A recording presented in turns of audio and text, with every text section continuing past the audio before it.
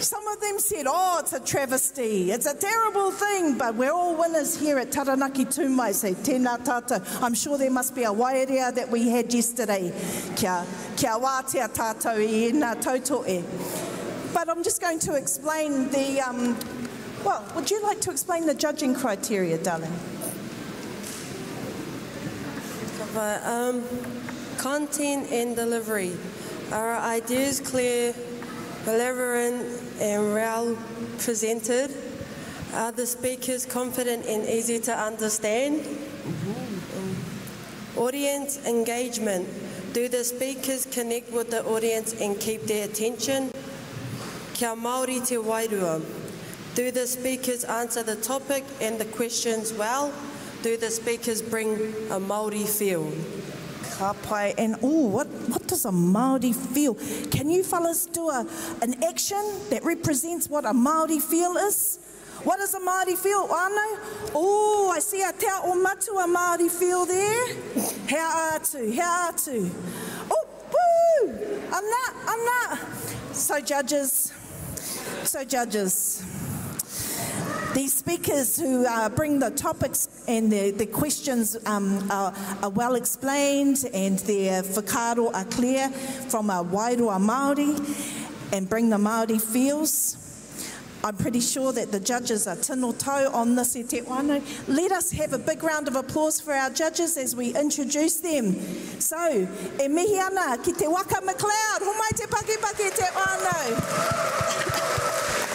Ko Damon Ritai, ana, woo!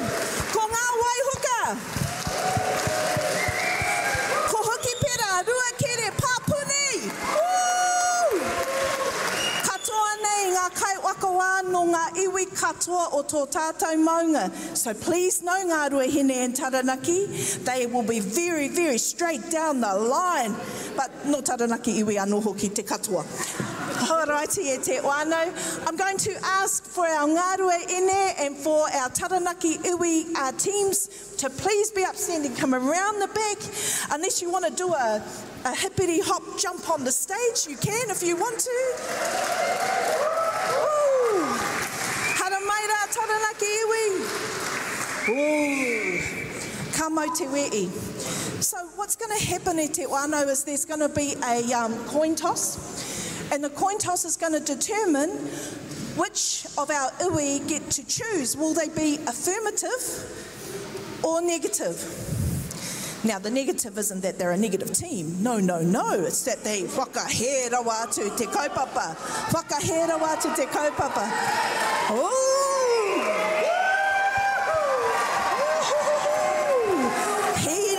Heating up. Oh, no mai hara mai ki konei a ngārua ine. So, with that coin toss will determine who will be positive, affirming the kaupapa or negating the kaupapa. Then after that, they get to see what the kaupapa is and whether or not they chose well. Ooh.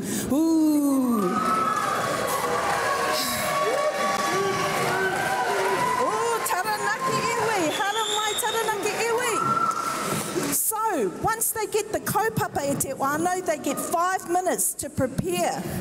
So, I want you fellas to prepare. We want you fellas to prepare because we have 5 minutes to get ourselves activated, warmed up. So when they get up, we will be the most meke crowd for our kai kōrero nei. So, oh, look at the whanaungatanga. Look at the whanaungatanga. Oh, a tāua rawa atu. Let's see how they are at the end, whānau. Oh, ka pai. So, now, e te wānau, kia mōhio ai. Toko toru ngā kai kōrero o ia tīma. And these are what each of our iwi had to consider. So they needed to have at least one member who was under the age of 20. Can you guess who?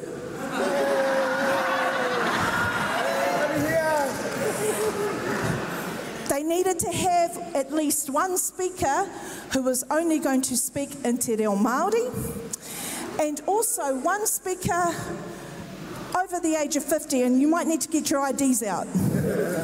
I'm just saying. I think that each of our iwi have satisfied those conditions. So may we ask for the captains of each of the iwi, and we'll give you the coin to toss.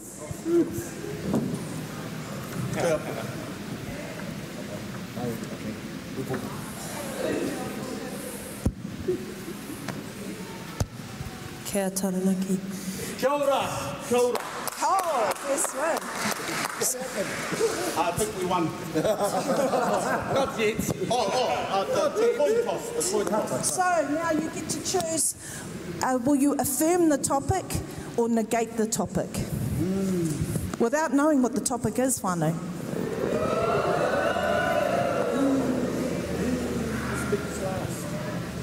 Oh, so this captain of the team is asking who will speak last. The affirming captain will speak first, and the negating, because we've changed the rules, debating rules be gone. We're doing Taranaki Tūmai debating rules, so the negating captain will finish off. Okay. Was that the same as yesterday? No. We shall negate. Taranaki iwi is negating whānau. Woo, mai te paki paki.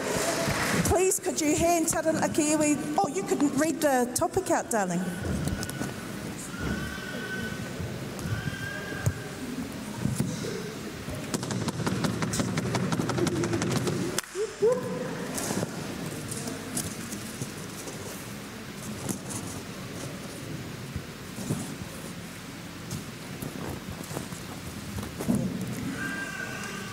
This nation needs a new Māori political party.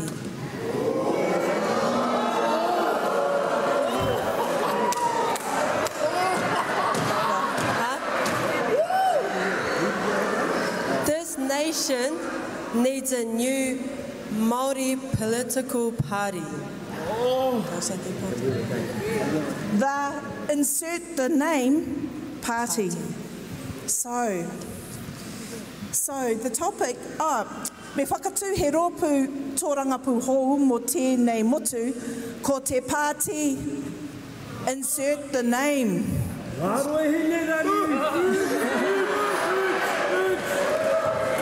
So I'd suggest that the affirming team is saying, yes, we support this, and the name of the party is this, and this side will be saying, Kāre rawa. And the name is not this. I don't know. So our teams have 5 minutes, he te wānau, kia rima miniti, and we have a time, our tungani over here is going to be taking the time to explain. Each speaker will get 2 minutes, and at 30 seconds before ending, they will hear ko tahi te ding. And when they get to final time, they will hear, whoa, technology, te wānau, it's a white cup, it's like a pā cup.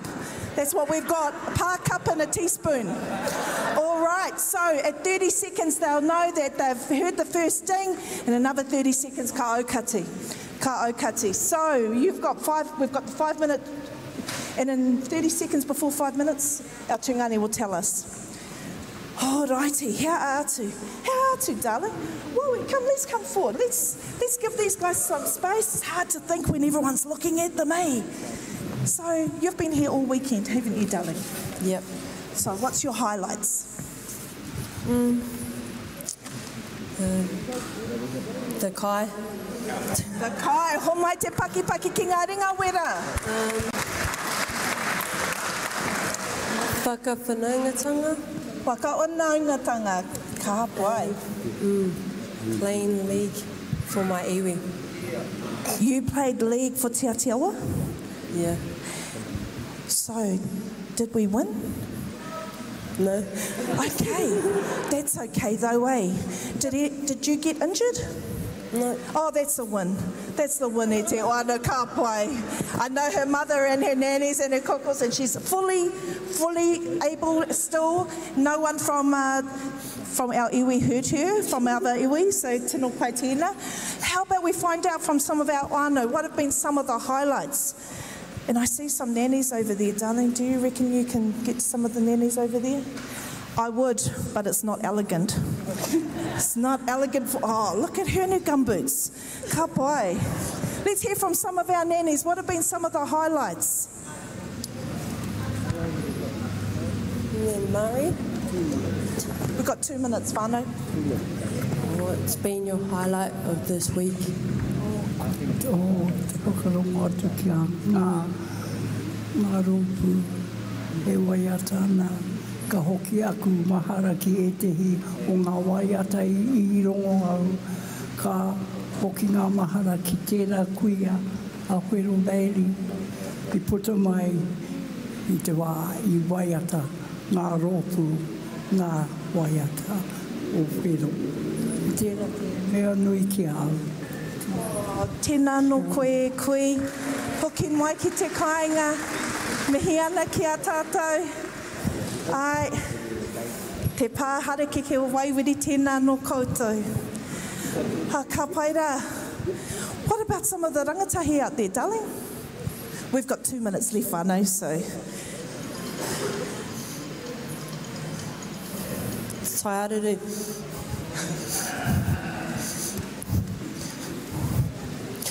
What's been some of the highlights for you this weekend? Te noho tahi ki te taha o ngana whanaunga, ngā pāhake, ngā rangatahi, ana pepe hoki.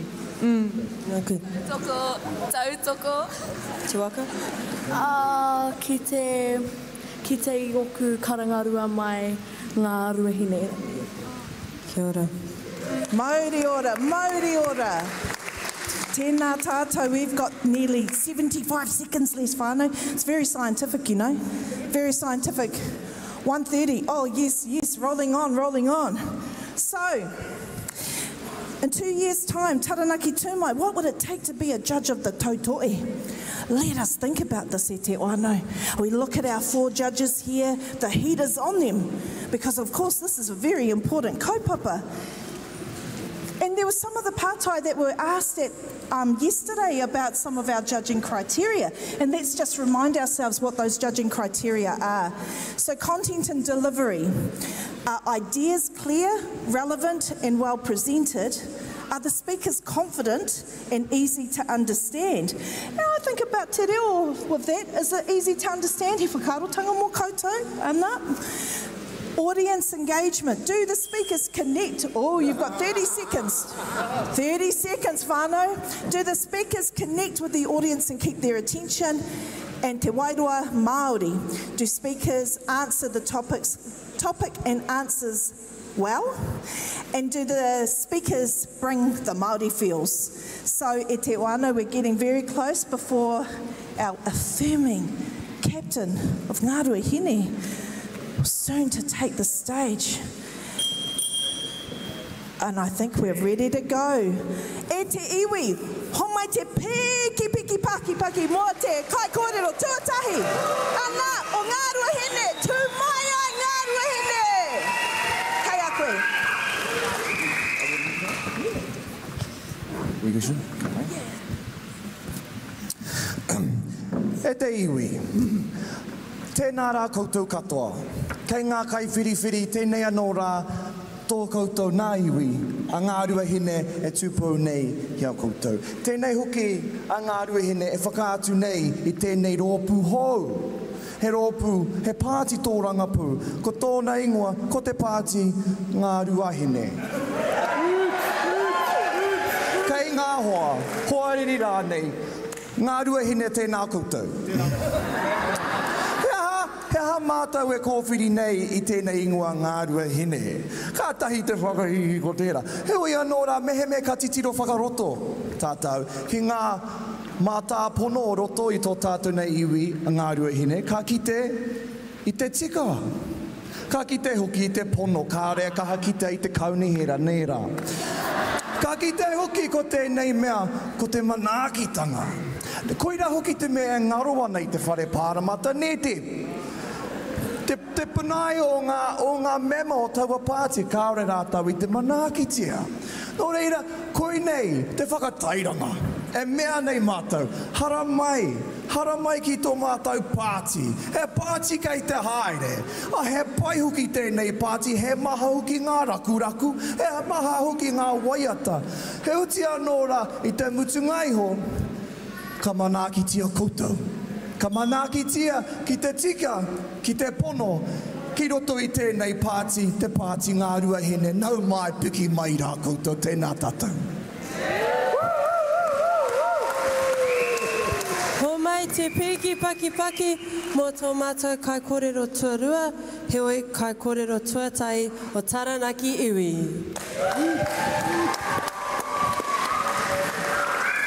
O tuhei, mauri ora! Kia ora tātou te whānau nei, kua tāmai nei ki te whakatū te mana o tēnei kaupapa whakahirahira. First of all, I'd like to just thank our distinguished judges. You are all looking disgustingly delicious today. I'd also like to thank e ngā iwi o Taranaki, tūmai.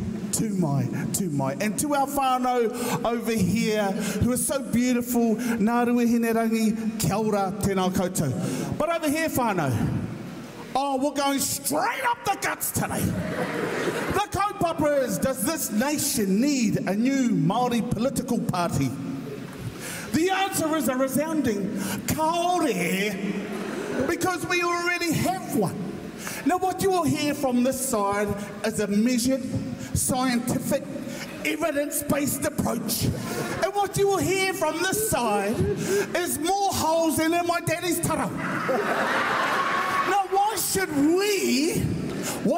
we appeal to this beautiful ropu, ingawa by the way, but he Māori ahau, he aroha o te Māori ahau. We, together as a collective, are Māori. So, what we need to do, whānau, is that we don't need another party. What we need to do is party. I need you to come with us, Taranaki iwi. I need you to vote next year in next year's general election. I need you to be the mana of this whenua and support te pāo ni Māori. I need you to be with us and say to our beautiful Ngā Ruahine whānau, kaore, there will be no other party than Te Pāti Māori. Kia ora!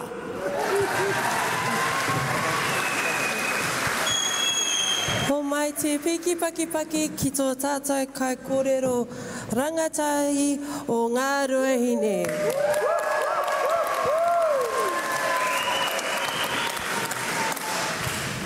Are you having land disputes? Te Pāti Ngā Ruahine can help. Do you need someone to talk to? Te Pāti Ngā Ruahine. Or do you just need someone in your corner? We're right there behind you. Thank you. A new political party is essential to the growth of not only Aotearoa, but our economy as a whole. Te Pāti Ngā Ruahine was established within Parliament. We would bring so many things to the table, such as manaakitanga, kotaiitanga, whanaungatanga, basically every tanga you can think of. At this point of time, rangatahi are so underrepresented within Parliament. We are told, we're too young, our opinion doesn't matter. We don't talk parliaments or politics or whatever because our opinion doesn't matter. If Ngā Ruahine was in Parliament, we would be so better represented. And even though rangatahi are not the only ones that vote, we are the next generation. We are coming through the ranks. We are coming through the ranks. And if our opinion towards politics is so horrible right now, imagine how much better it will be in 10 years. The answer is not very much. The time to change this is now. Not tomorrow, not in a few weeks, not next year. Now, Te Pāti Ngā Ruahine will bring so many different things to the table that we have never seen within the beehive. And this is why a new party called Te Pāti Ngā Ruahine is essential. Kia ora! Tēnā koe, te waka tupuranga e tupu mai ana. E te wānau. Ana, te hunga rangatai e tū mai ana. Paki pai, mo Taranaki iwi, nau mai.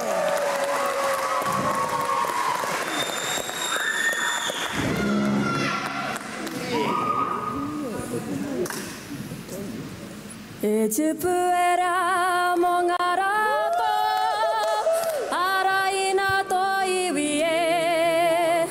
Tō ngā kau ki ngā tonga o tupuna, tō waira ki te ariki. Ko waira i ki, me whai pāti hau tātou. Kia ka tātou ki he pāti, te pāti Māori. Ko te mea me whai tātou te iwi Māori, he wāhi ki te pōti. Kaori ki te whai pāti hau, pera ki te pāti e o Ruahine.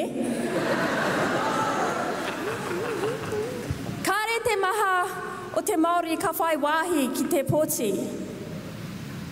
Nā runga i ngā tikanga o te kāwanatanga.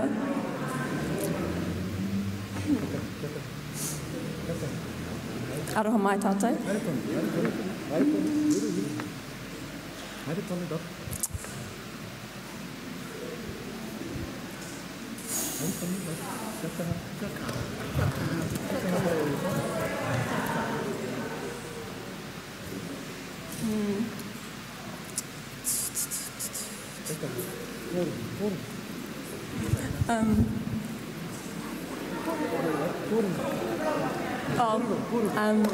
He Māori ahau, he Māori ke. He Māori ahau, he Māori ke.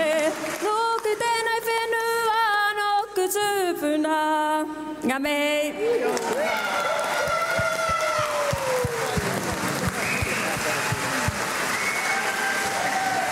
Ka uri tō mātai aro ki te kai kōrero o ngā Ruahine.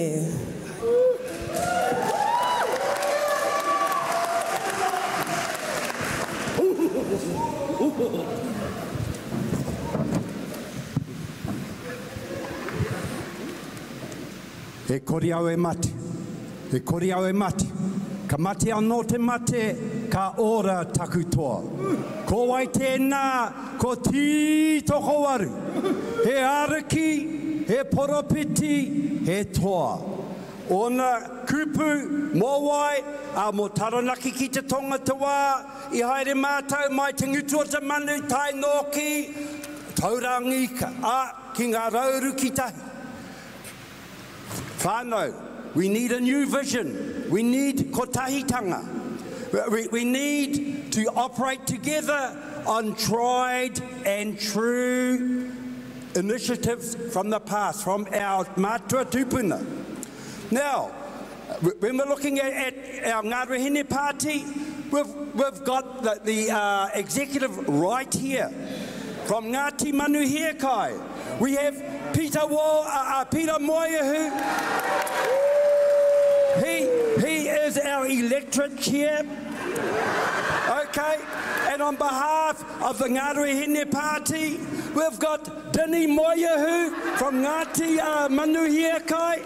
So we're already organised already. So kia kotahi ai, Ngā Ruahine, kotahi ai, Taranaki, Kurahaupo, Aotea, a tōna wā, Tokomaru hoki. So with this year, okay. Kia tū Ngā Ruahine ai tātou. Ko Ngā Ruahine I ahu mai tātou mai ngā rangi tūhaha. Koina tō tātou nei ahunga I enei rā, mai Taranaki, ki te whare miere, koina tātou. Nō reira, I roto I tērā, I roto te pono, I roto te tika, I roto te ngākau nui, I roto te mahaki, me te hari me te ko, manākitanga, vote Ngā Ruahine rangi!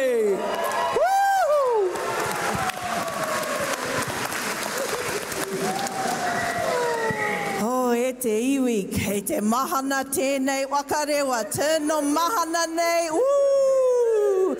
Ka tuku atu ki te fox, te silver fox, Pira Moeahu.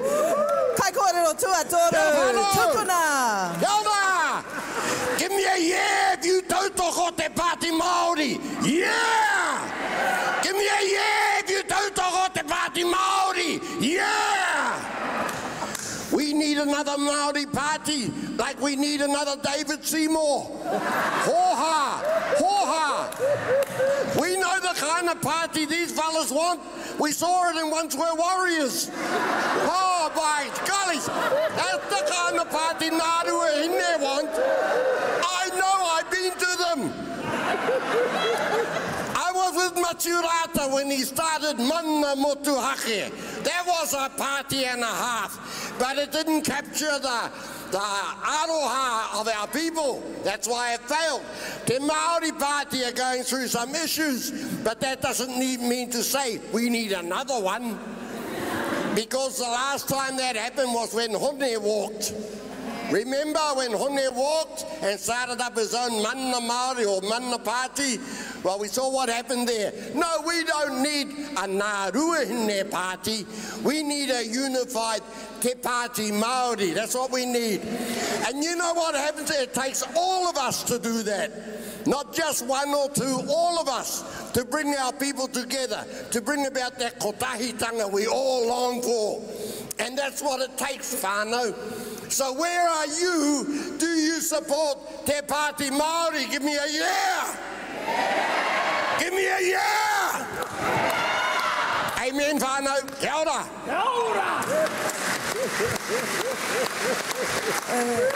Sutu ana te puihui wānganui e nei kapa e rua. Heoi, ka whakaokia te muri ki te kaikorero whakamutunga o ngā Ruahine rangi. E hoa mā, ka we whakarongo kia wini tana. Kai te mōhi o ke aia kia hi moa, tano hoa, ka we whakarongo kia aia. Ko ar ki tērā tātou I te hua o tā tātou tautoko I te Pāti Māori e nei miniti nei ne. Nō reira, kai te tautoko tonu rānei tātou I te Pāti Māori. Mehe mea ka tukuna o tātou tāngata ki reira ka tautoko no tonu tia. Tāku e ki nei, kao. Nō reira, tēnei mātou e tō wai nei I te kupu kōrero. Te tono, kia hara mai ki te pāti. Kia hara mai ki te pāti o wai, te pāti o ngā Ruahine rangi. Tēnei e pōwhiri atu nei I a koutou. Kau e whakarongo ki e nei kōrero. Anei ko te mata kāte e paku nei I tana pū. Anei rā ko ngā tai rākau nui e hohou nei I te rongo. Nō reira, rirere ahau, pai mārire. Kua hohou te rongo, I rongo tātou ne, I rongo I ngā uri o rongorongo e kōrero mo te hohou te rongo. Tēnā koutou, ka tuku atu ki Taranaki iwi, ki te whakakapi I tēnei o ngā Tautohetohe. Well, that was a delightful kōrero from my whanaunga. Although incorrect, and here's the thing, whānau. I would love to support their arguments, but if we did, then we'd both be wrong. I have seen more points in a circle than in their arguments, because here's the truth of the matter, whānau. We do need a unified Te Pāti Māori, and we will attain that today. We will attain that because each and every one of you have that ngākau Māori, so do we. And I am passionate about politics, but I'm even more passionate about our party. So I want a mihi to Whaia Dep. I want a mihi to Ngā Te Ruanui. I want a mihi to each and every one of you who have stood up, who walked out to Pōneke, who stood firm on their beliefs that we are better. And yes, your voices are heard. You know why? Because you're magic people to me. You're magic people to me. Kia ora!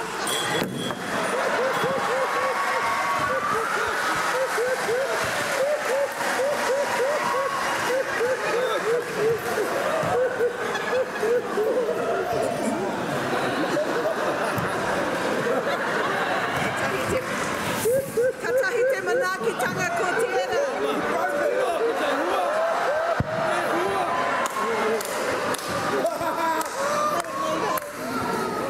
he manaki. Kua ea ngā mai I Tautohetohe I konei, heoi tatari mai mo te 5 miniti, kia ki te koai I toa I te Tautohetohe. Mo Taranaki tū mai, 2025.